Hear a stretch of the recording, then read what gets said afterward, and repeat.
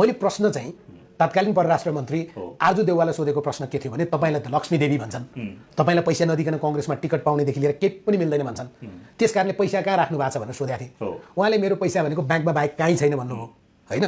मैले नगद पैसा त गाडेर राख्नु भयो होला कि पानी ट्याङ्कीमा राख्नु भएको छ भनेर सोधेको थिएँ। पानी ट्याङ्कीमा राख्दा भिज्छ अनि गाडेर राख्यो भने धमिरा लाग्दैन र भनेर उहाँले सोध्नु भएको थियो। घरमा चाहिँ कति छ? घरमा किन पैसा क्रेडिट कार्ड छ नि, घरमा पैसा राख्छ हैन। अहिले त यी खालका पैसा चाहिँ गाडेरै राखेका छन् भन्छन्। हो र कसरी गाडी त्यो पहिला कसले ट्याङ्कमा गाड्यो भने जस्तो ट्याङ्कीमा त लुकायो होला। गाडेर राखेर पैसालाई धमिराले खाँदैन र?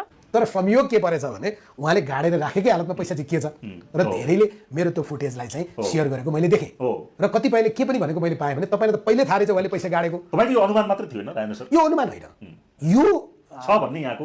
त्यो भन्दा पनि हामी एउटा चिज चाहिँ यत्रो वर्ष सार्वजनिक जीवनमा बसेको सूचनामा काम गरेको नाताले पनि म के भन्न सक्छु भने यी नेताहरूले जति पैसा अनाधिकृत रूपमा कमाएका छन् यिनीहरूले यो ब्याङ्कमा राख्न सक्दैनन्, किनभने ब्याङ्कले त स्रोत खोज्छ। महेशजी आज तपाईँले 10 लाख रुपियाँको चेक ब्याङ्कमा डिपोजिट गर्नुभयो भने त्यसको सोर्स चाहिन्छ।